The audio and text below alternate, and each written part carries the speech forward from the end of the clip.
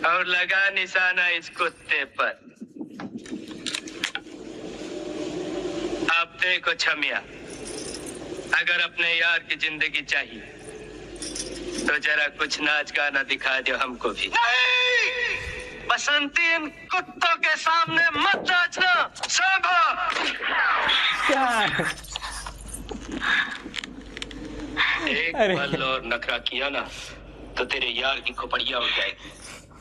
अरे यार, और सुनो, नौटंकी लग गई मेरे से।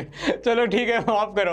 Hello everyone, this is Revan Raj. स्वागत करता हूं आप सभी का नेक्स्ट ओवर के शानदार प्लेटफॉर्म पे माइस मंजी साम्राज्य में। आप सबका स्वागत है। कैसे हो भाइयों बहनों, आप सब कैसे हो? राधे राधे, राधे राधे। हमसे सब दूर भागे। हेलो हेलो बसंती। हाँ जी, केमिस्ट्री की क्लास थी? कब केमिस्ट्री की क्लास थी? No no no no, only physics, only physics, only physics. No chemistry, no chemistry बेटा, no chemistry, only physics physics physics physics physics physics, only physics. हाँ हाँ जी, तो आप मंडे और ट्यूसडे सिर्फ और सिर्फ फिजिक्स पढ़ने वाले हैं। जी हाँ, आप फिजिक्स पढ़ने वाले हैं। ओके, तो इसी फिजिक्स की शुरुआत यानी कि मैग्नेटिज्म एंड मैटर की, हालांकि हमने शुरुआत तो पिछले सेशन में कर दी थी, लेकिन आज हम पढ़ने वाले हैं मैग्नेटिज्म एंड मैटर का लेक्चर नंबर 2। हालांकि आज ये सेशन ऑलमोस्ट कंप्लीट हो जाएगा। ऑलमोस्ट क्या बेटा, कंप्लीट हो ही जाएगा, पक्की बात है। ठीक है, अब कितना टाइम लगेगा वो मैं नहीं बता सकता हूं, लेकिन 1.5 घंटा मैक्स टू मैक्स होगा। 1.5 घंटे में आराम से चैप्टर कंप्लीट हो जाएगा। ठीक है, तो जैसे हम पूछते हैं वही सवाल के साथ मैं आज की क्लास की शुरुआत करता हूं। दोस्त बताना एक बार कमेंट सेक्शन में, दोस्त हाउ इज द जोश, हाउ इज द जोश। क्यों सर, जोश बनाए रखना जरूरी होता है क्या? आज जोश नहीं है हमारा, नहीं है पढ़ने का मूड, नहीं है पढ़ने का मूड। हो सकता है तुम्हारा जोश लो हो बेटा, लेकिन तुम्हारे पास ये साल आखिरी है, तुम्हारे पास ये समय आखिरी है, जब कोई नहीं पूछेगा तुम्हें कि क्लास 9th में कितने मार्क्स थे, क्लास 8th में कितने मार्क्स थे, क्लास 10th में कितने मार्क्स थे, क्लास 11th में कितने मार्क्स थे। कोई नहीं पूछेगा, लेकिन जरूर आपको क्लास 12th के मार्क्स पूछे जाएंगे। नो मैटर आप किसी भी पोजीशन पे होइएगा। मैं ऐसा नहीं कभी भी बोल रहा हूं कि आप क्लास 12th में अच्छा रिजल्ट लाओगे तभी आप अच्छी पोजीशन पे पहुंच पाओगे, लेकिन दोस्त किसी भी पोजीशन पे होंगे, कभी ना कभी क्लास 12th के रिजल्ट के बारे में एक बार डिस्कशन होगा ही होगा। ठीक है, कोई भी लेवल पे आप होइए, तो क्लास 12th आपके लिए कितनी मायने रखती है वो आप सबको पता है। और इसी के साथ हम बताते हैं कि क्लास 12th में हम इस बार 100 आउट ऑफ 100 लाने की पूरी कोशिश करेंगे। मैं विश्वास के साथ ये बात बताता हूं, बहुत बहुत फक्र के साथ बताऊंगा और बहुत मैनिफेस्टिंग के साथ ये चीज बताता हूं कि इसी बैच में से 10 बच्चे ऐसे कम से कम मिलेंगे कि जो 100 आउट ऑफ 100 फिजिक्स में लेके आएंगे ही आएंगे। अब ये 10 बच्चों में से आपका नाम भी हो सकता है, वो आपकी मेहनत डिसाइड करेगी, वो आपका माइंड से डिसाइड करेगा, लेकिन इनमें से 10 बच्चे पक्के हैं बेटा। मुझे गारंटी, मतलब मुझे विश्वास है, क्योंकि मैं उस लेवल का कंटेंट दे रहा हूं और आने वाले समय में मैं आपको मेंटोर भी करने वाला हूंगा, आपको गाइड भी करने वाला हूंगा कि हमें ये किताब लगानी है, ये किताब सोल्व करनी है। इसलिए तैयार रहना दोस्त, कभी भी हमला अचानक से होगा और मैं आपको डंडा लेके बोलूंगा कि बेटा बहुत हो गई बेकारी, अब ये क्वेश्चन करना शुरू कर दे। इसीलिए बताता हूं कि अभी मैं जितना पढ़ा रहा हूं उतना करना, क्योंकि पढ़ाने के बाद, सिलेबस कंप्लीट होने के बाद भी बहुत कुछ सोच रखा है और सिलेबस के साथ साथ भी बहुत कुछ सोच रखा है। ठीक है, तो ऐसा बिल्कुल मत समझना कि पीवाईक्यूज बाद में कर लेंगे, पीसीपी बाद में कर लेंगे। बेटा जितना तुम्हें दिया जा रहा है उतना बहुत ईमानदारी से अभी से करते रहना, क्योंकि अभी बस मैक्स टू मैक्स 10 या 15 दिन के बाद हमारी मुलाकात ऐसे भी होगी कि इन बच्चों में से ही मैं किसी बच्चों को उठाऊंगा और बोलूंगा कि बेटा तुझे ये काम करना है, तुझे ये करके दिखाना है, तुझे बताना है। आप कोई अल्फा ग्रुप में होंगे तो वहां पर मैंने शुरुआत भी कर दी है, लेकिन ऐसा रहेगा ही रहेगा। ठीक है, बस थोड़े समय में ये चीज डिसाइड होने वाली है, थोड़े ही समय में। तो इसीलिए मैं बताता हूं मेरे दोस्त कि अब चैप्टर्स भी बहुत छोटे छोटे हैं, बहुत सटाक से जाएंगे, बहुत बहुत आगे तेजी से बढ़ेंगे। ऐसा भी नहीं होगा कि कोई उड़ाया जा रहा है, क्योंकि अब सिलेबस ही छोटा, मतलब अब चैप्टर्स ही छोटे छोटे हैं। जो चैप्टर्स बड़े बड़े थे वो शुरुआत के 4 थे, जो हमने पहाड़ पार कर लिया है। तो आप उनके नंबर ऑफ प्रैक्टिस बढ़ाना, नंबर ऑफ क्वेश्चंस बढ़ाना, न्यूमेरिकल सोल्व करने की कोशिश ज्यादा से ज्यादा करना। ओके ओके, ठीक है। कोई बुक खरीदने की अगर इच्छा हो तो आप बुक खरीद सकते हो एमटीजी की पीवाईक्यू, या पीवाईक्यू किसी भी रेफरेंस, किसी भी ब्रांड की खरीद लीजिए, कोई दिक्कत नहीं है, लेकिन 2026 के क्वेश्चन उसमें होने चाहिए। ठीक है, ओके ओके जी, ओके। तो आज हम क्या पढ़ने वाले हैं? मैग्नेटिक मटेरियल्स के बारे में पढ़ने वाले हैं। बहुत हल्का फुल्का सेशन रहेगा बेटा, बहुत हल्का फुल्का सेशन रहेगा। बस एक बार मैं पानी पी लेता हूं। हाँ जी, तब तक आपके दिमाग में कोई भी चिंताएं हो, कोई भी विचारधाराएं हो तो मुझे पूछ लीजिए, मुझे पूछ लीजिए।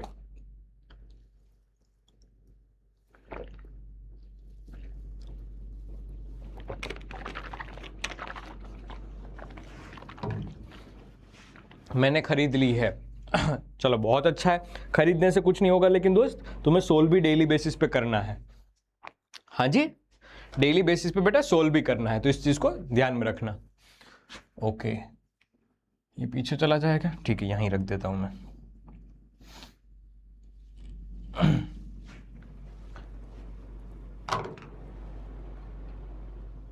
जी हाँ, बसंती आगे बढ़े क्या? देखो होगा क्या मैग्नेटिक मटेरियल्स में, उससे पहले एक हल्का सा टॉपिक पढ़ लेना। कोई भी मैग्नेटिक मटेरियल होगा ना बेटा, मटेरियल किससे बना हुआ है? अगर हम मटेरियल को तोड़ते जाए तो लास्ट में क्या मिलता है? लास्ट में क्या मिलता है? एटम मिलता है। दिस इज विजिबल और नॉट, ये बता देना मुझे एक बार। लास्ट में मिलेगा आपको एटम। एटम किससे बना हुआ होता है सर? न्यूक्लियस, और न्यूक्लियस के आसपास घूमने वाले होते हैं इलेक्ट्रॉन्स। ओके, तो मैग्नेटिक मोमेंट आप पढ़ के आए हो, हम इसी मटेरियल की मैग्नेटिक मोमेंट के बारे में बात करेंगे। देखो मैग्नेटिक मटेरियल हमने ये पढ़ा है कि अगर करंट आई फ्लो करेगा, तो magnetic moment M is equal to I into A लिखते हैं हम, ये चीज हमें पता है। फिर अगर बार मैग्नेट है,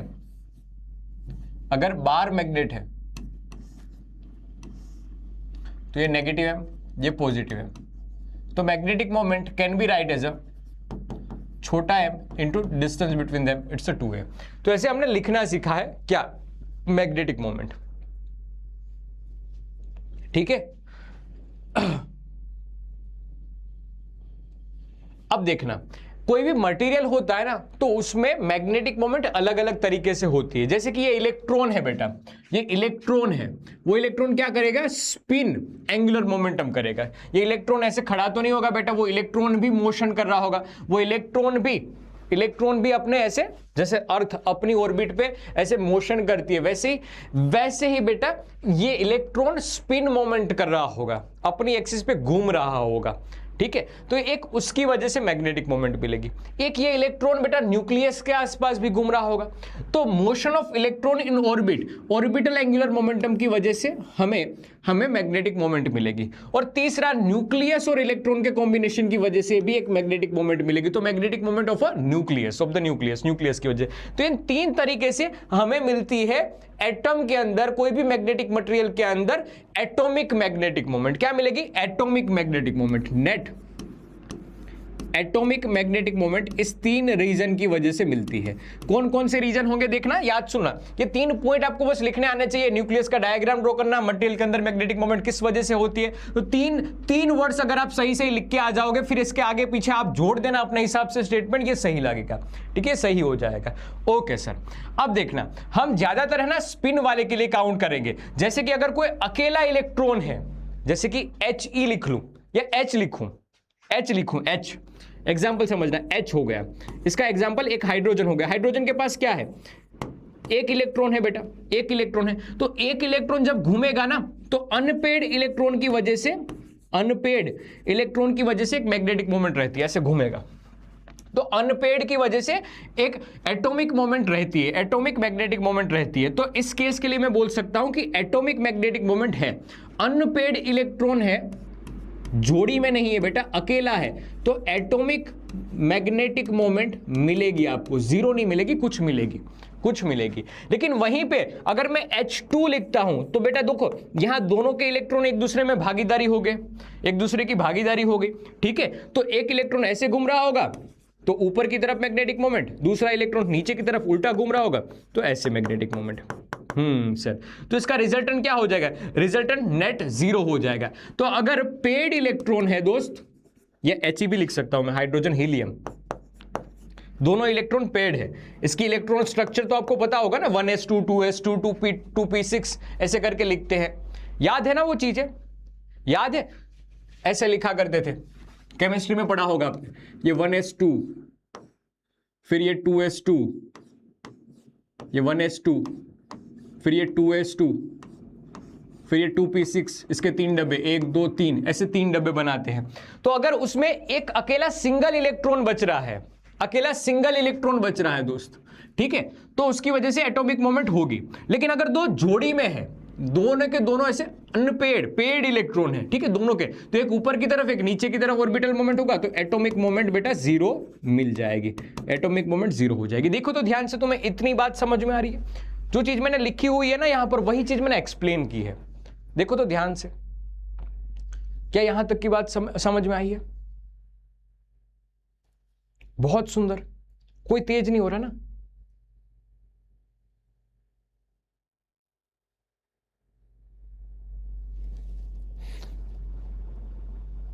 इलेक्ट्रॉन कॉन्फ़िगरेशन बोलते हैं इसको,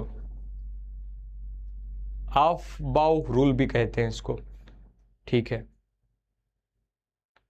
ओके, आता है आता है आता है आता है, स्वाहा, ठीक है। इस स्लाइड में कोई भी डाउट नहीं है ना मेरे दोस्त? आगे बढ़ सकता हूं ना मैं? ठीक है, ओके ओके। तो अभी हमने क्या पढ़ा? मैग्नेटिक मोमेंट मटेरियल के अंदर या मटेरियल के एटम के अंदर कैसे होती है वो पढ़ा है, कैसे होती है वो पढ़ा। तो अगर अनपेड इलेक्ट्रॉन होंगे तो एटॉमिक मोमेंट मिलेगी, पेड इलेक्ट्रॉन होंगे तो एटॉमिक मोमेंट नहीं मिलेगी, ठीक है। ऐसे एलिमेंट से हम क्लासिफाई करेंगे। लेकिन मेरे दोस्त, अगर कोई भी एटम आप पसंद करोगे ना तो उसके अंदर होगी या नहीं होगी वो शक्यताएं हैं। लेकिन अगर आप कोई स्पीसीज पसंद करते हो ना, जैसे एग्जाम्पल के रूप में हाइड्रोजन के पास है, लेकिन हाइड्रोजन का एक पूरा टुकड़ा उठाओगे तो उस टुकड़े में रैंडमनेस की वजह से नेट मैग्नेटिक मोमेंट जीरो हो जाएगी। तो यहां पर जब एक्सटर्नल मैग्नेटिक मोमेंट नहीं है, सुनना इस बात को, तब एटॉमिक मोमेंट जीरो हो भी सकती है और नहीं भी हो सकती, ठीक है। दिस इज हो भी सकता है और ऐसे और करके लिखता हूं इसीलिए, ठीक है, और नहीं भी हो सकती। दोनों केस है, दोनों केस है। यहां पर हो भी सकता है, नहीं भी हो सकता है, हो भी सकता है, नहीं भी हो सकता, डिपेंड्स। लेकिन एक्सटर्नल फील्ड जब अप्लाई नहीं है तो ड्यू टू रैंडमनेस कि भाई कोई इस डायरेक्शन में है, कोई इस डायरेक्शन में है, कोई इस डायरेक्शन में है, कोई इस डायरेक्शन में है, कोई इस डायरेक्शन में है, कोई इस डायरेक्शन में, कोई इस डायरेक्शन में, कोई इस डायरेक्शन में, कोई इस डायरेक्शन में। तो अगर इस पूरी स्पीसीज के लिए, पूरे लेटिस स्ट्रक्चर के लिए हम बात करेंगे तो net momentum zero, net magnetic moment क्या हो जाएगी? जीरो हो जाएगी। किसकी वजह से? ड्यू टू रैंडमनेस की वजह से। ओके, बढ़िया, शानदार। अरे लिखना कुछ नहीं है, समझना है बेटा। तुम्हें कोई अलग से नहीं पूछेगा क्या होता है, लेकिन जरूर पूछेंगे कि क्या कंसेप्ट है यहां पर। अभी यूज होगी ये सारी चीजें, ठीक है। कोई अभी नहीं पूछेगा कैसे लिखना है, कैसे लिखना है वो नहीं पूछेगा। समझो, अभी तो आप समझो, अभी तो समझो आप, ठीक है।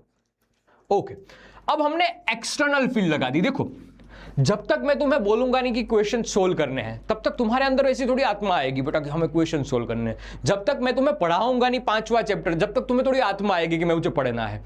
तो जब मैं एक्सटर्नल फील्ड तुम्हें दूंगा, जब मैं तुम्हें अपनी एनर्जी दूंगा, ये एक्सटर्नल फील्ड दे रहा हूं ना तुम्हारे लिए, तो वो एक्सटर्नल है। जब मैं अपनी जान झोंकूंगा, जब मैं तुम्हें डांटूंगा, तुम्हें गरियाऊंगा, तुम्हें ऐसे करूंगा करना करना करना करना है, तो तुम्हें एक एक्सटर्नल पावर मिल रही है, तुम्हें एक एक्सटर्नल एनर्जी मिल रही है, मेरे थ्रू आ रही है, लेकिन वो एक्सटर्नल ही तो है, ठीक है। भले ही मैं आपका अपना हूं, लेकिन ये अंदर की बात है, ठीक है। तो वैसे ही हम अगर एक्सटर्नल मैग्नेटिक फील्ड लगाते हैं, ये रेड कलर की है, वो क्या है? एक्सटर्नल मैग्नेटिक फील्ड है, एक्सटर्नल मैग्नेटिक फील्ड है। पहला वाला राधिका बाद में लिख लेना, सारी स्लाइड्स मिल जाएगी। अभी आप समझो इंपॉर्टेंट कंसेप्ट की ओर अभी हम पहुंचे नहीं, अभी आएंगे, वो इंपॉर्टेंट होगा, ठीक है। अभी तो हम बस एक प्रस्तावना बांध रहे हैं। ओके, ठीक है। हाँ, तो मैं आपको बता रहा था कि जैसे ही हमने एक्सटर्नल फील्ड सजा दी तो हुआ क्या कि धीरे धीरे धीरे धीरे धीरे डाइपोल अलाइन होने लगी। ये जो एटॉमिक लेवल पे डाइपोल्स थी ना बेटा, वो अलाइन होने लगी। वो क्या होने लगी? अलाइन होने लगी। धीरे धीरे धीरे धीरे धीरे अलाइन होने लगी। ये धीरे धीरे धीरे धीरे धीरे बेटा अलाइन होने लगी। धीरे धीरे धीरे बेटा अलाइन होने लगी। धीरे धीरे धीरे धीरे बेटा अलाइन होने लगी। ठीक है, तो majority dipoles are align in the direction of external magnetic field. तब नेट फील्ड जीरो नहीं होगी। ठीक है, तब नेट मैग्नेटिक मोमेंट जीरो नहीं होगी। तब नेट मैग्नेटिक मोमेंट जीरो नहीं होगी। ओके ओके, अब यहीं पे खेल आता है। क्या सारी की सारी डाइपोल अलाइन हो जाएगी इसी डायरेक्शन में? क्या तेजी से अलाइन होगी या स्लोली अलाइन होगी? क्या हर एक डाइपोल ऐसे अलाइन हो जाएगी?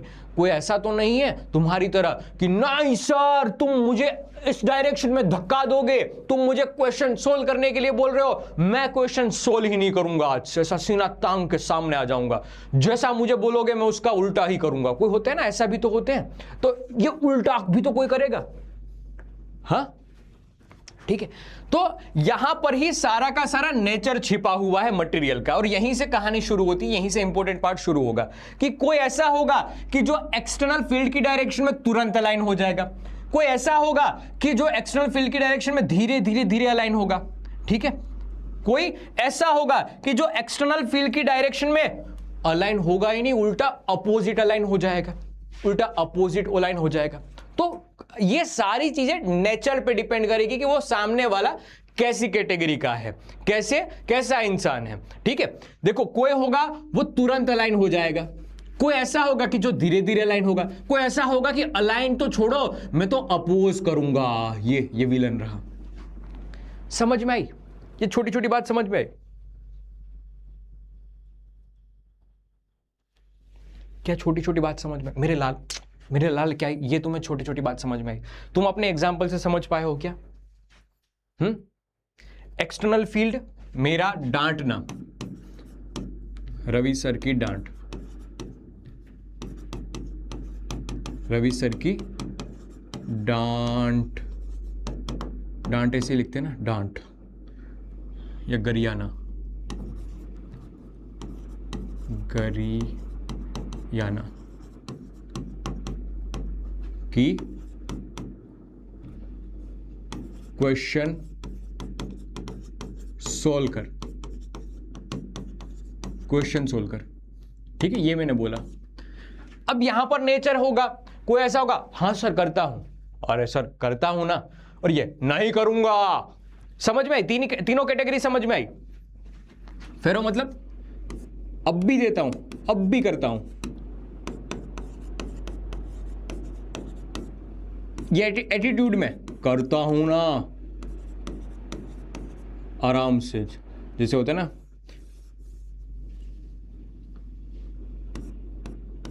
करता हूं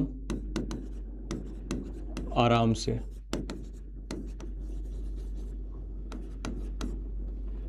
ये ऐसे नहीं करूंगा। क्वेश्चन सोल्व करने की बात करते हो, मैं तो पेज फाड़ दूंगा। ऐसे उल्टे नहीं करूंगा, अब तो जरा भी नहीं करूंगा, क्वेश्चन तो उल्टा क्रॉस कर दूंगा। समझ में आई? ये गाली नहीं है ना बेटा, गरियाना। ओके, तो तुम किस टाइप के हो, डाया, पेरा या फेरो? ये मटेरियल के नाम याद रखना, आगे बहुत यूज होने वाले हैं। ठीक है, डाया, पेरा या फेरो, डाया, पेरा या फेरो, डाया, पेरा या फेरो। ओके ओके, हाँ जी, बहुत बढ़िया, बहुत बढ़िया, शानदार। आगे एक और एग्जांपल दूंगा जिससे ये चीजें याद रह जाएगी, लेकिन ये दिमाग में रखना। ठीक है, ये दिमाग में रखना। देखो अब है ना, 4 टर्म्स बताने वाला हूं, 4 टर्म्स बताने वाला हूं, ये चीज दिमाग में रखना। डाया, पेरा, फेरो। हाँ देखो, डाया वाले भी मिल गए ना, डाया वाले भी मिल गए, फेरो, पेरा, आराम से करता हूं, आराम से करता हूं।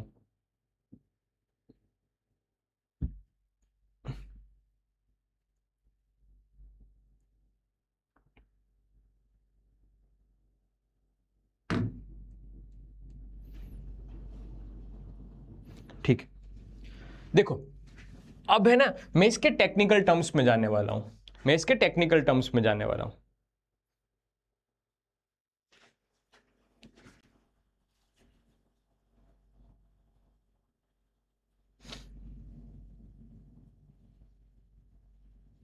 सुनना मेरी बात को ध्यान से सुनना, सुनना मेरी बात को ध्यान से सुनना। एक डायग्राम ड्रॉ कर दूंगा ना तो ये अच्छे से समझ में आएगा। डायग्राम कहां ड्रॉ करूं मैं वही सोच रहा हूं, लेकिन एक बार चलो यहां पर ही ड्रॉ कर देता हूं, कोशिश करना समझने। क्या ये सोलेनोइड है, ठीक है, सोलेनोइड के अंदर करंट बह रहा है कितना, आई,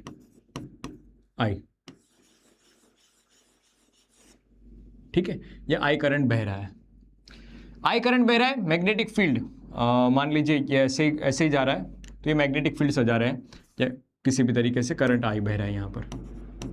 ओके, इसी डायरेक्शन में मैग्नेटिक फील्ड सज गई है, यहां से मैग्नेटिक फील्ड सज गई है, मैग्नेटिक फील्ड ऐसे सज गई है।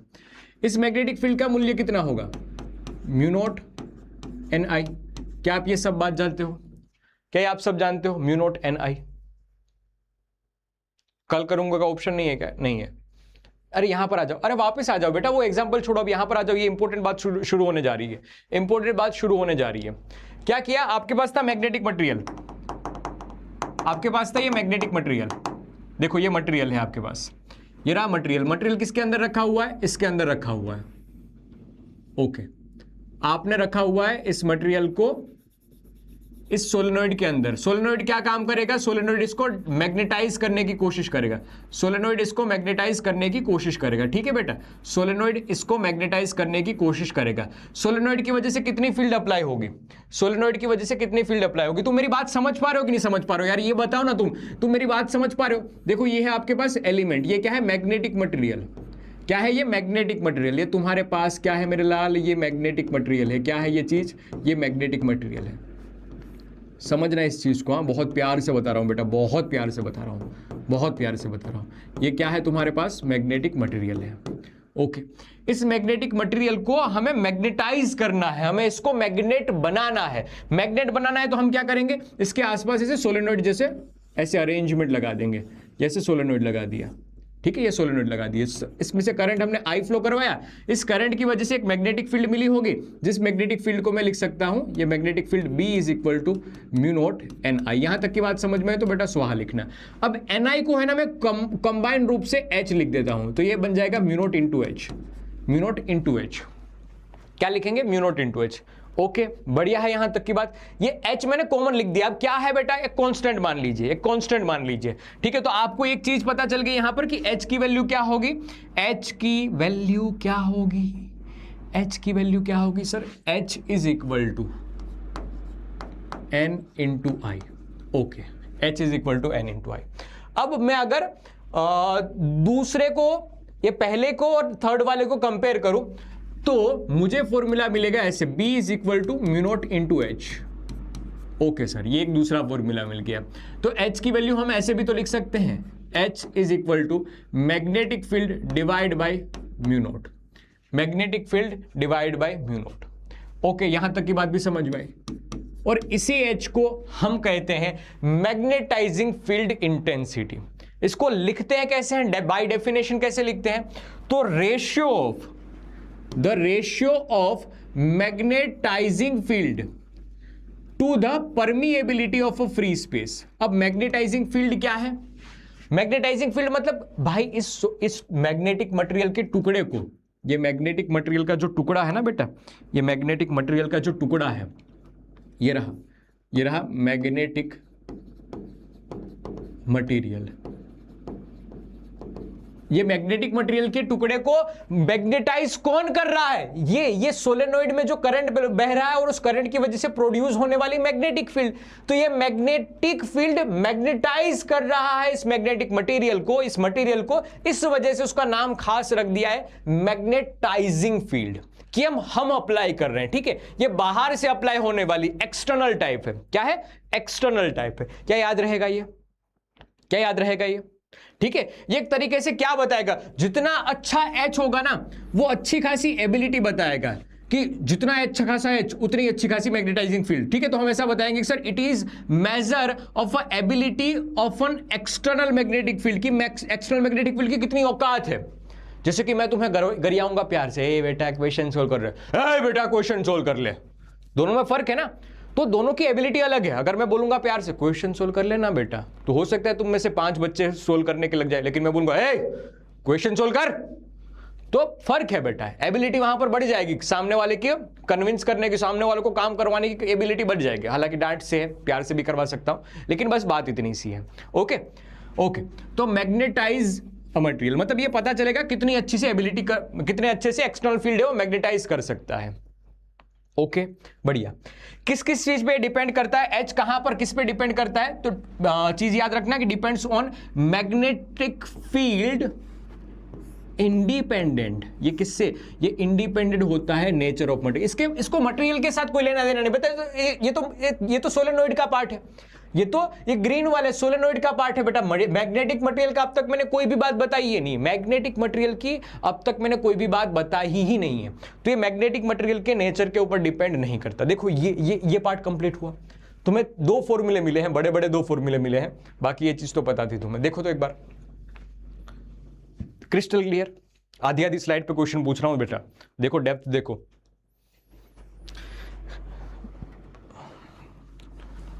इसके बाद कुछ नहीं है बेटा, ये टर्म ही है जो कंफ्यूज करेंगे, और इसमें से अगर आगे निकल जाओगे तो आगे कुछ इतनी बड़ी दिक्कतें नहीं आएगी।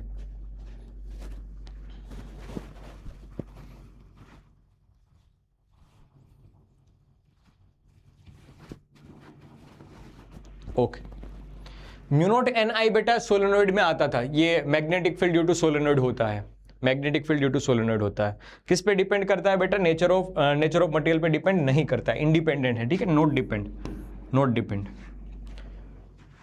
Depend on nature of material, ठीक है। 3 पॉइंट लिख के आ जाओगे, तुम्हारे मार्क्स मिल जाएंगे।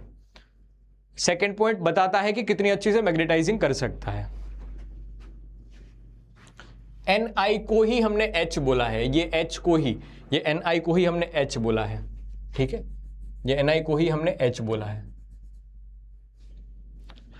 ओके, अब बात आती है इस मैग्नेटिक मटेरियल की। पानी पी लूं बे बस एक बार।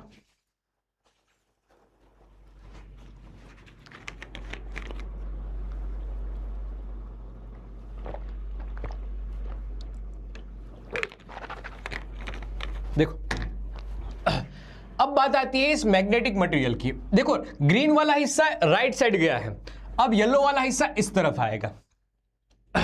एक बात बताओ मुझे, जनरल ऑडियंस की हम बात करते हैं। जैसे ही हमने एन से एस मैग्नेटिक फील्ड लगा दी, ठीक है, तो जैसे ही हमने मैग्नेटिक फील्ड लगाई, ये एक्सटर्नल मैग्नेटिक फील्ड जो लगी है, ठीक है, ये एक्सटर्नल मैग्नेटिक फील्ड जो लगी है, ये एक्सटर्नल मैग्नेटिक फील्ड जो लगी है, कितनी वैल्यू है इसकी? म्यू नॉट टाइम्स एच है, ठीक है, ये लगी है, अप्लाई हुई है। तो इसकी वजह से क्या धीरे धीरे धीरे धीरे धीरे डाइपोल इस डायरेक्शन में अलाइन हो गया?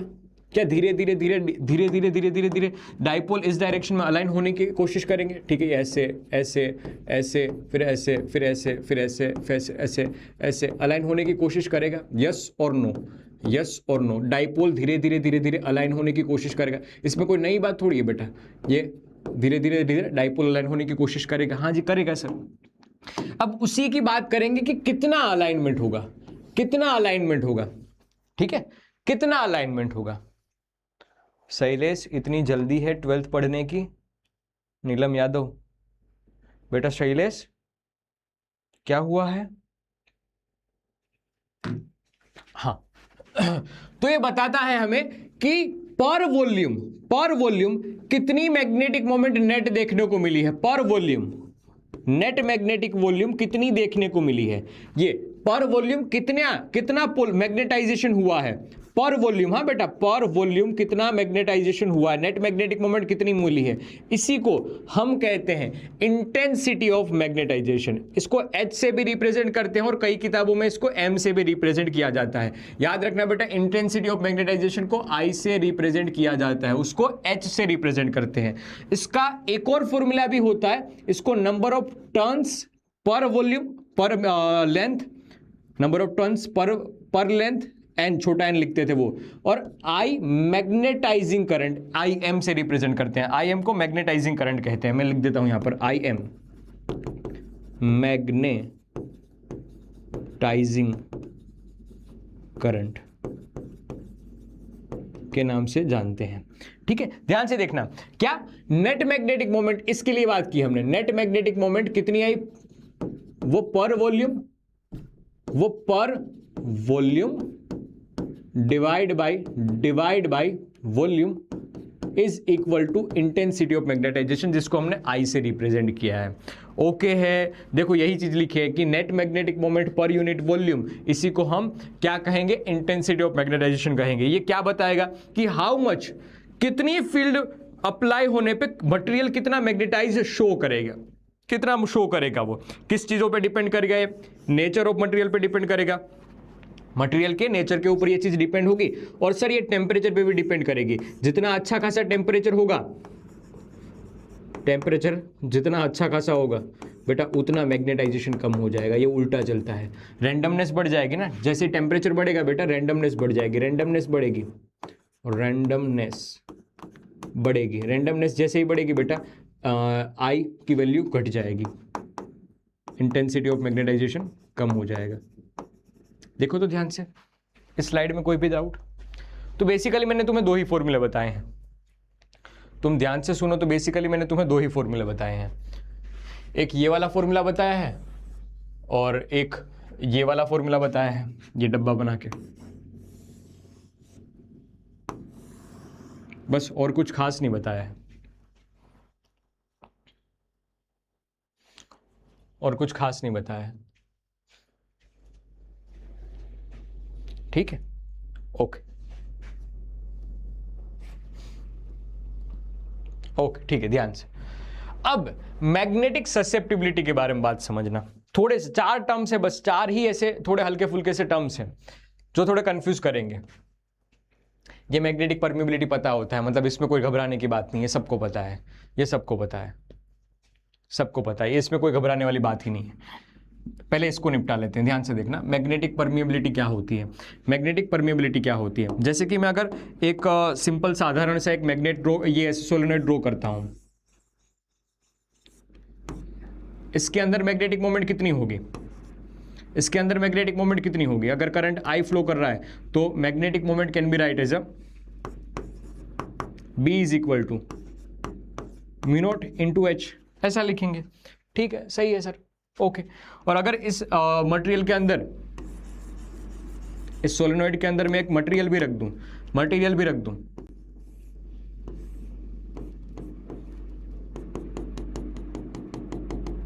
इसके अंदर एक मटेरियल भी रख दूं, ठीक है, या मटेरियल रखने के बाद ही इसको सोलेनॉइड पे भर दूं। ये मटेरियल मैंने रख दिया अंदर, ये ऐसे मटेरियल मैंने रख दिया और उसके ऊपर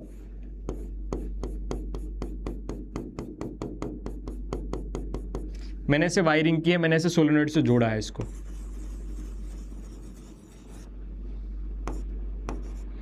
मैंने इसको सोलेनॉइड से जोड़ा है। ठीक है, तो नेट मैग्नेटिक मोमेंट कितनी होगी? अगर ये मीडियम इंट्रोड्यूस हो गया है तो मीडियम इंट्रोड्यूस हो गया, इस वजह से नेट मैग्नेटिक मोमेंट क्या लिखेंगे? म्यू एम इंटू एच लिखेंगे। ये मटेरियल की परमेबिलिटी हो जाएगी, ये नेट मैग्नेटिक मोमेंट हो जाएगी। ठीक है, ये नेट मैग्नेटिक मोमेंट हो जाएगी। ठीक है,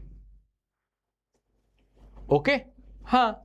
और अगर कोई इसको विस्तार से पूछे तो इसको ऐसे भी लिख सकते हैं ना, mu M is equal to, ऐसे ऐसे लिखा करते थे, याद है आपको? म्यू आर करके लिखा करते थे। एक चीज आती थी रिलेटिव परमिएबिलिटी, कि अगर इन दोनों का रेशियो लोगे, इन दोनों का रेशियो लोगे तो एक रिलेटिव परमिएबिलिटी आ जाती थी, relative permeability.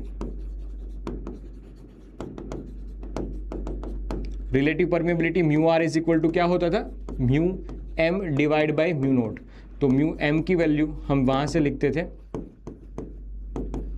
Is equal to mu R into mu naught, mu R into mu naught. हाँ, तो ये mu are mu naught into H, ऐसा भी लिख सकते हो। ठीक है, ये नेट मैग्नेटिक मोमेंट की बात की है मैंने। ये सिंपल सी बात समझ में आई ना? इसको ऐसा भी लिख सकते हो कि भाई ये होता क्या है, ये एच, सॉरी ये म्यू नोट क्या होता है? तो म्यू नोट होता है B divide by H, B divide by H, ऐसा भी लिख सकते हो। यहां से भी आप म्यू एम की वैल्यू निकाल सकते हो, B M divide by H. तो एक तरह से ऐसा है कि sir ratio of magnitude of total magnetic field B divide by magnetising intensity, magnetic intensity, ये इन दोनों के रेशियो को भी हम म्यू नोट से रिप्रेजेंट करते हैं। तो ऐसी एक डेफिनेशन दी गई है, ये जरूरत नहीं है, बस तुम तो याद रखना कि मटेरियल की एक तरह से परमिएबिलिटी होती है। अगर मटेरियल की मतलब कोई मटेरियल स्पेशल है तो उसको म्यू एम लिखेंगे, फ्री स्पेस है तो हम म्यू नोट लिखेंगे, बस ओवर। रिलेटिव परमिएबिलिटी क्या होती है? Mu M divide by mu naught. Okay, over and out, over and out. Okay, आ जाओ, अब अच्छी चीज बताता हूं, अब सबसे अच्छी चीज बताता हूं, सबसे अच्छी चीज बताता हूं। देखना, सबसे अच्छी चीज बताता हूं, सबसे अच्छी चीज। मुझे एक बात बताना, ये मटेरियल था, ठीक है, ये मटेरियल था, ध्यान से देखना बेटा, ध्यान से देखना, बहुत अच्छी चीज बताने वाला हूं, ये ध्यान से देखना। ये मैंने एक्सटर्नल फील्ड लगाई एच, एक्सटर्नल फील्ड लगाई एच। अब सीधा बताता हूं, और इसी डायरेक्शन में अलाइनमेंट शो कर रहा है, यानी कि आई, इंटेंसिटी ऑफ मैग्नेटाइजेशन। H क्या है? H क्या है? वापस बताता हूं, H क्या है? Magnetising field intensity. I क्या है? Intensity of magnetisation. टर्म में कंफ्यूज मत होना, ये कर रहा है और ये हो रहा है, ये कोज है, ये हम रवि सर की डांट, लाइक रवि सर की डांट, रवि रवि सर का गरियाना, मतलब ये कर रहा है, ये बाहर से है। कैसे? बाहर से, ये बाहर से एक्सटर्नल है, हम कर रहे हैं और ये हो रहा है अंदर से। कौन कर रहा है? Student effect, STUDENT, students effect. क्या ठीक है? हाँ, ये कर रहा है, ये इंटेंसिटी, मैग्नेटाइजिंग फील्ड इंटेंसिटी हमने अप्लाई की, रवि सर ने गरियाना शुरू किया और स्टूडेंट की इफेक्ट, स्टूडेंट का रिएक्शन यहां पर नोट हुआ। क्या जितना ज्यादा गरियाऊंगा उतना ज्यादा रिजल्ट तुम्हें मिलेगा? जितना ज्यादा गरियाऊंगा उतना ज्यादा रिजल्ट तुम्हें मिलेगा। क्या जितना ज्यादा हम ये H अप्लाई करेंगे, मैग्नेटाइजिंग फील्ड इंटेंसिटी यानी H अप्लाई करेंगे, उतना ज्यादा हमें I मिलेगा? क्या ये बात मानते हो कि नहीं मानते हो कि ये I is proportional to H होगा? यस और नो, यस और नो। अगर ये चीज को मानते हो तो मैं इस चीज को आगे बढ़ाऊं, वरना यहीं पे खत्म कर दूं। खत्म कर दोगे सर? नहीं बेटा, तुम मना करोगे तब भी मैं पढ़ाऊंगा, तुम मना करोगे तब भी मैं पढ़ाऊंगा। हाँ, लेकिन ये बात वैलिड है, ठीक है। अब प्रोपोर्शनैलिटी कांस्टेंट को जैसे ही बेटा हटाता हूं, वहां पर एक कांस्टेंट आ जाता है और इस कांस्टेंट को हम ससेप्टिबिलिटी के नाम से जानते हैं। इस कांस्टेंट को हम ससेप्टिबिलिटी के नाम से जानते हैं। Susceptibility is equal to, also can be write as a I divide by H, कि कितना हुआ कितना अप्लाई करने पे, इसको ससेप्टिबिलिटी बोलते हैं, इसको ससेप्टिबिलिटी बोलते हैं। देख लीजिए इसको ध्यान से, ध्यान से देख लीजिए बेटा। It is the ratio of I divide by H, I divide by H, बस इतना ही काफी है। Ratio of I divide by H। I क्या होता है, H क्या होता है, वो डेफिनेशन बताया, और ये डायमेंशनलेस होगा, ठीक है। ओके, बढ़िया, ठीक है, सुंदर सुंदर। H डायमेंशनलेस कांस्टेंट होता है, इसलिए MLT फॉर्म वगैरह यूनिट की टेंशन लेने की जरूरत नहीं होती है। ओके, बढ़िया। अब हमें इस H का, ये ससेप्टिबिलिटी जो मिली है ना, उसका एक रिश्ता बनाना है बेटा। आज हम एक रिश्ता बनाएंगे। तुम्हारे और हमारे बीच का तो रिश्ता बहुत मजबूत है ही है, तुम्हारे और उसके बीच का भी रिश्ता मजबूत है ही है। नहीं सर, सबका नहीं होता। खैर कोई बात नहीं बेटा, होता है, जीवन है, कटना पिटना होता रहेगा बेटा। वो नहीं तो कोई और सही, वो नहीं तो कोई और सही, वो नहीं तो कोई और सही। इसी बात पे एक बात याद आ गई, क्या बता दूं?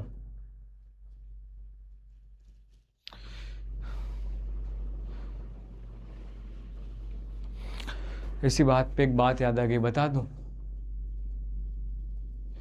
उसने मेरे दिल के टुकड़े करके वापस पूछा कि क्या दोबारा प्यार करोगे? मैंने अपने दिल के टुकड़े को समेटा, उसकी आंखों में आंखें डाली और मुस्कुरा के बोला, बता दूं? हाँ, वही बात बता रहा हूं दोस्त, कि उसने मेरे दिल के टुकड़े करके दोबारा पूछा, उसने मेरे दिल के टुकड़े करके पूछा कि दोबारा प्यार करोगे क्या? मैंने अपने सारे टुकड़ों को समेटा, उसकी आंखों में आंखें डाली और मुस्कुरा के बोला, चल भाग, पढ़ाई पे ध्यान दे। रिलेशन बना रहे हैं किसके बीच का? ससेप्टिबिलिटी और ये रिलेटिव परमिएबिलिटी का। हम इन दोनों के बीच का रिलेशन बना रहे हैं, यहां पर ध्यान दो बेटा, यहां पर ध्यान देना है हमें, ठीक है? रिश्ता नहीं बनाना है किसी के बीच का। ओके, देखो ध्यान से, ये था वो मटेरियल जिसको हम मैग्नेटाइज करने वाले थे, ये था वो मटेरियल जिसको हम मैग्नेटाइज करने वाले थे। हाँ जी सर, ये था वो मटेरियल जिसको हम मैग्नेटाइज करने वाले थे। ओके, और यहां पर ये रहा सोलेनोइड। ओके, ऐसे लगा दिया बेटा। बताओ, नेट मैग्नेटिक फील्ड है वो दोनों की वजह से होगी ना। देखो, एक तो तुमने अप्लाई की, कितनी अप्लाई की? ये एक्सटर्नल अप्लाई हुई है, म्यू नॉट इंटू H वाली, ठीक है, अप्लाई हुई। और दूसरी, ये दोस्त इसने भी तो कुछ काम किया है, इसने भी तो कुछ काम किया है, ये इसी वजह से थोड़ा सा इंटेंसिटी आपको मिलेगी तो सही। ये मैग्नेटाइजेशन भी तो हुआ है, मैग्नेटाइजेशन भी तो हुआ है, तो मैग्नेटाइजेशन की वजह से इनसाइड में और बढ़ गई होगी। ठीक है, देखना ध्यान से, मैग्नेटाइजेशन की वजह से, मैग्नेटाइजेशन की वजह से थोड़ी सी और बढ़ गई है। कितनी बढ़ के हो गई है? ये हो गई म्यू नॉट इंटू आई। ये चीज याद रखना, कितनी हो गई total? Mu naught into I. तो नेट मैग्नेटिक फील्ड कितनी होगी? ध्यान से सुनना मेरी बात को, ध्यान से सुनना। Net magnetic field inside is equal to this external plus due to magnetisation. बात तो आपकी सही है सर। एक्सटर्नल की वजह से कितनी है? म्यू नॉट इंटू एच, और मैग्नेटाइजेशन की वजह से कितनी है? म्यू नॉट इंटू आई। देखो, नेट इनसाइड लिखने का तरीका भी होता है, जैसे मैंने अभी आपको बताया था कि अगर इसके लिए नेट लिखनी है तो नेट ऐसे भी लिख सकते हो, नेट ऐसे भी लिख सकते हो, म्यू एम इंटू एच। ये नेट लिखने का तरीका ऐसा भी है कि मटेरियल है जिसकी रिलेटिव परमेबिलिटी, मटेरियल की परमिटिविटी कितनी होती है? म्यू एम, तो म्यू एम इंटू एच ऐसा भी लिख सकते हो। ओके, म्यू एम की वैल्यू क्या लिखते थे आप? म्यू नोट, म्यू एम की वैल्यू ऐसे ही तो लिखी थी, mu are mu naught into करके H is equal to mu naught into H. Okay sir, plus करके म्यू नोट, और आई की वैल्यू क्या मैं इस एक्सप्रेशन के हिसाब से ससेप्टिबिलिटी इंटू एच कर सकता हूं, ससेप्टिबिलिटी इंटू एच कर सकता हूं, और वैसे भी हमें फॉर्मूले में ससेप्टिबिलिटी चाहिए ही चाहिए। तो ये ससेप्टिबिलिटी इंटू एच कहां से आया? पीछे से आया बेटा, पीछे देखो, पीछे देखो, पीछे देखो, पीछे। ठीक है, एक फोन मुझे कब से आ रहा है, मैं उसको एक बार जवाब दे दूं।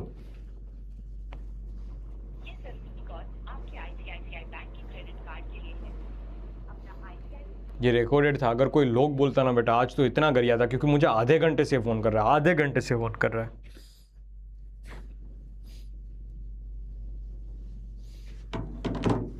ठीक है, ओके, अगर बैकलॉग होगा तो नहीं समझ में आएगा।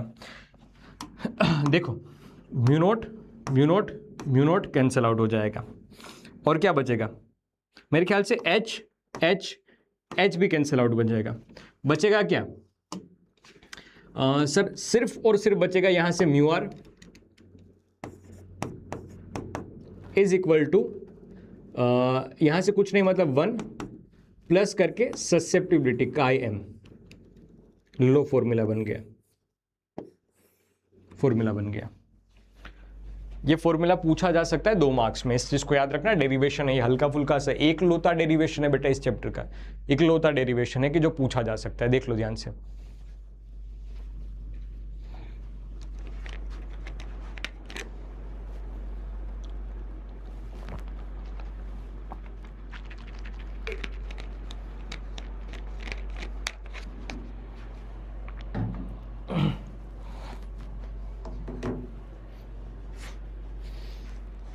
ठीक है राहुल, ओके।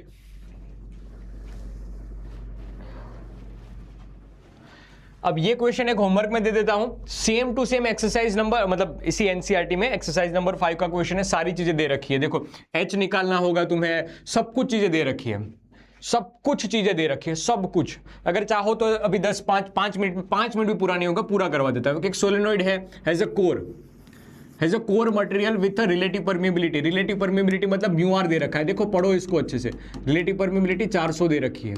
ओके सर, फिर क्या है? The windings of the solenoid are insulated from a core and a carry of current 2 ampere. Current I की वैल्यू भी दे रखी है। ओके सर, और क्या है? The number of turns per metre, यानी कि छोटा एन दे रखा है बेटा, छोटा डोन हजार दे रखा है, ये भी क्वेश्चन में मेंशन है। और क्या है? निकालना क्या है? Calculate H. याद कर बेटा, ये एच निकालने का तरीका हमने सीखा ही था पहले ही। B is equal to mu naught into H, ये था। और फॉर्मूला एक्चुअल में देखो तो ऐसा था ना, म्यू नॉट एन आई। सोलेनोइड की वजह से मैग्नेटिक फील्ड कितनी थी? सोलेनोइड की वजह से मैग्नेटिक फील्ड कितनी थी? सोलेनोइड की वजह से म्यू नॉट एन आई जितनी थी, और इसी एन आई को मैंने एच लिखा था, आपको याद हो तो आप कंपेयर कर रहे हो तो फॉर्मूला मिल जाएगा H is equal to N I. N की वैल्यू कितनी है? 1000।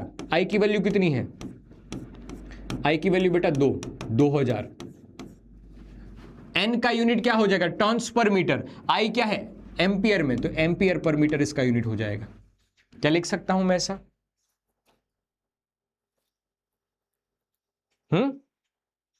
न्यूमेरिकल ज्यादा इंपॉर्टेंट है या थ्योरी? बेटा दोनों ही उतने इंपॉर्टेंट है, दोनों ही उतने ही इंपॉर्टेंट है।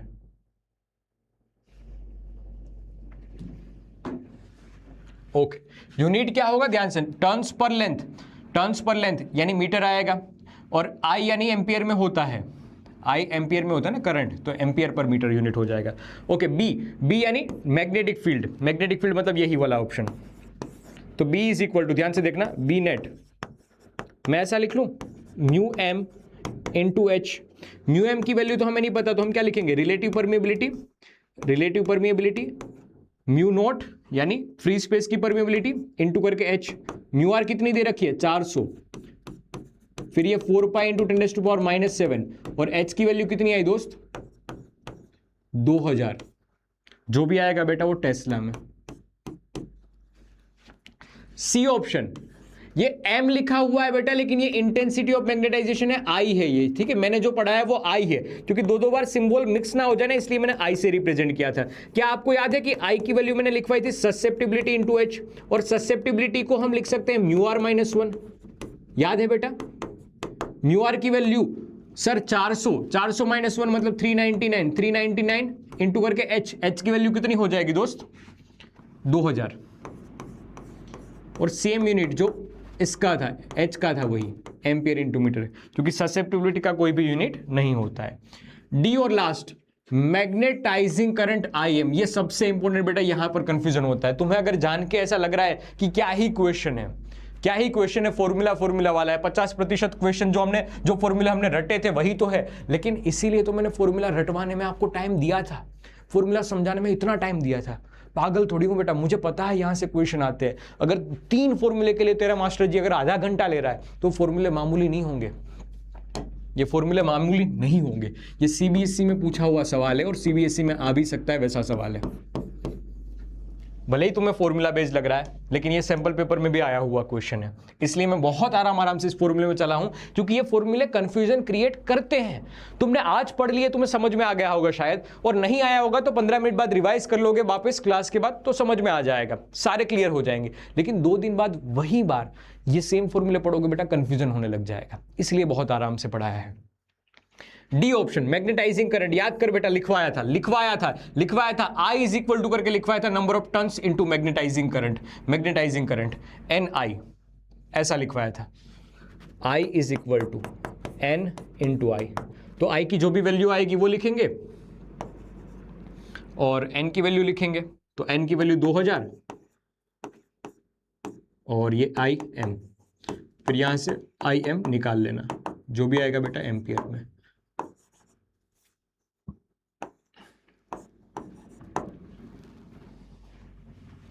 देखो तो ध्यान से, क्या क्वेश्चन कर पाओगे? मतलब डिफिकल्ट नहीं है ना, कर लोगे। आंसर वेरीफाई करना, ये आंसर आने चाहिए, ये आंसर आने चाहिए, ये सारे आंसर आने चाहिए,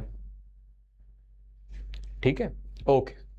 बस यहां पर खत्म हो जाता है, यहां पर चैप्टर है ना, बहुत हार्ड पार्ट था वो खत्म हो जाता है, यहां से एकदम आसान पार्ट शुरू हो जाएगा।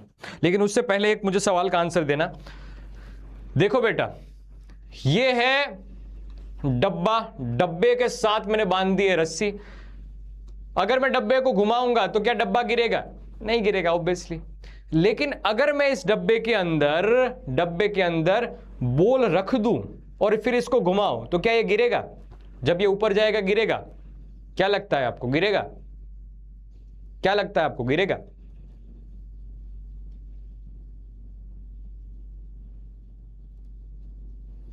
क्या लगता है प्रदीप, तनवीर?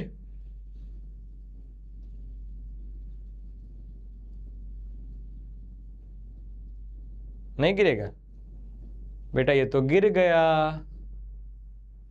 यार, ये तो नहीं गिर रहा है। वाव वाव, क्या बात है यार, तुम तो अच्छे फिजिशियंस निकले, तुम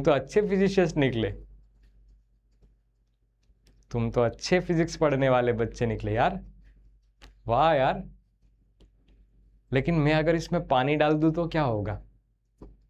अगर मैं इसमें पानी डाल दूं तो डब्बे के अंदर ये बोल निकाल के पानी डाल दूं तब क्या होगा? तब क्या होगा? खैर वो अलग बात रहेगी, ठीक है, तो पढ़ेंगे बेटा। ये फॉर्मूले वापस बोल रहा हूँ, ये अच्छे से रट लेना, अच्छे से याद कर लेना। मैंने इस पर बहुत टाइम दिया है, ये सारे फॉर्मूले अच्छे से डिराइव करके बताए हैं, समझाए हैं, ठीक है। तो हल्का फुल्का से इसको और रिवाइज कर लेना और याद कर लेना, ठीक है। अब हम बात करेंगे बस सिर्फ और सिर्फ इतने पार्ट की, सिर्फ और इतने पार्ट की कि देखो H अप्लाई करने पे I क्या होगा। जैसे कि अप्लाई होने वाली फील्ड रवि सर का गरियाना यानी H, ठीक है। तुम्हारा मैग्नेटाइजेशन शो करना यानी I, ठीक है। तो देखो ये पहले वाले पार्ट में अपोजिट डायरेक्शन में है, पहले वाले पार्ट में अपोजिट डायरेक्शन में, ठीक है। दूसरे वाले पार्ट में क्या होगा? सर आपने गरियाया, ठीक है, ये मैग्नेटिक फील्ड यानी अप्लाई हुई, यहां पर भी अच्छा खासा मैग्नेटाइजेशन शो हुआ, ओके, इसको I बोलेंगे कि I इसी डायरेक्शन में है। हमने हल्की फुल्की सी फील्ड लगाई लेकिन इसके अंदर अच्छा खासा मैग्नेटाइजेशन शो हुआ, अच्छा खासा मैग्नेटाइजेशन शो हुआ, इसको बोलते हैं फेरोमैग्नेटिक मटेरियल। तो देखो मैंने एक एग्जांपल और भी दिया है, गरियाना से बेटर एग्जांपल ये है। देखो आपको पता होगा कौन है ये महाशय, आप जानते हो इनको? जानते हो इनको? जानते ही होंगे, ऑफ कोर्स नहीं जानते होंगे, नहीं जानते हो तो अब जान लेना बेटा, गौतम गंभीर है, ठीक है।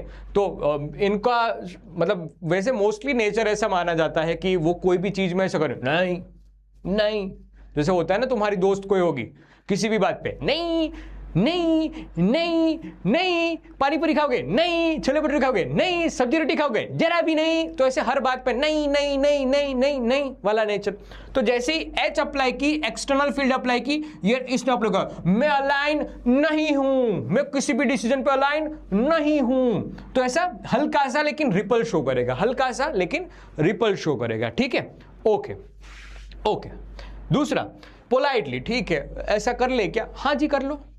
क्या हम बॉलिंग लाइनअप में ऐसा चेंज कर ले? हाँ कर लो, कोई बात नहीं, राहुल द्रविड़ साहब कर लो कर लो, तो ऐसा ठीक है पोलाइटली, लेकिन हाँ ऐसा कि ठीक है चलेगा चलेगा चलेगा, वैसे वाला नेचर चलेगा चलेगा चलेगा वाला नेचर चलेगा, ठीक है कर लो, ठीक है कर लो, ऐसे वाली बात।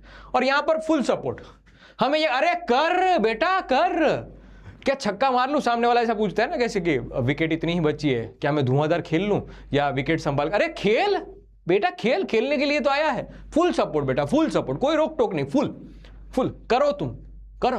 अरे तेरे मन में ना भी आए वो भी कर, फुल सपोर्ट बेटा, फुल सपोर्ट, ठीक है। तो बाहर थोड़ी सी इफेक्ट लेकिन अंदर अरे फुल सपोर्ट, अंदर से फुल सपोर्ट है, फुल सपोर्ट। तो यहां पर तुम्हें आए अच्छा खासा देखने को मिलता है, ओके। अब यहीं पे हम थोड़ी सी चर्चा कर लेते हैं ससेप्टिबिलिटी की। देखो ससेप्टिबिलिटी के फॉर्मूले क्या थे? एक तो ससेप्टिबिलिटी का फॉर्मूला था mu R is equal to susceptibility +1, ऐसे ही तो फॉर्मूला डिराइव किया था, ये रहा ना, ठीक है। तो यहां से ससेप्टिबिलिटी, ऐसे ससेप्टिबिलिटी का फॉर्मूला आया था यहां से, म्यू आर -1 मैंने यहां से लिखा था। दूसरा फॉर्मूला एग्जाम क्वेश्चन में यूज किया ना, वो यहां से लिखा था, ठीक है सर। तो एक ये फॉर्मूला आया था, और दूसरा ससेप्टिबिलिटी का फॉर्मूला था हमारे पास, ससेप्टिबिलिटी का फॉर्मूला था हमारे पास ऐसे, susceptibility is equal to I divide by H, I divide by H। तो देखो ध्यान से, यहां पर ससेप्टिबिलिटी कैसी होगी? नेगेटिव होगी, क्योंकि I अपोजिट डायरेक्शन में है, ये ग्रीन, ये पिंकी वाला अपोजिट डायरेक्शन में, इसलिए नेगेटिव, एंड बहुत छोटा है इसलिए स्मॉल आएगा। I और H का रेशियो निकालोगे तो बहुत छोटा मिलेगा, ठीक है, <1 मिलेगा। यहां पर निकालोगे बेटा, देखो I उसी डायरेक्शन में लेकिन छोटा है, इस वजह से अब भी रेशियो बेटा छोटा ही आएगा लेकिन पॉजिटिव होगा, तो पॉजिटिव एंड स्मॉल, ओके। और इस केस के लिए देखो I कितना बड़ा है, उसके सामने H भी छोटा पड़ जा रहा है, इसलिए ससेप्टिबिलिटी यहां पर पॉजिटिव भी है एंड लार्ज भी है, के तीनों के समझ में आएंगे, डायामैग्नेटिक, पैरामैग्नेटिक, फेरोमैग्नेटिक।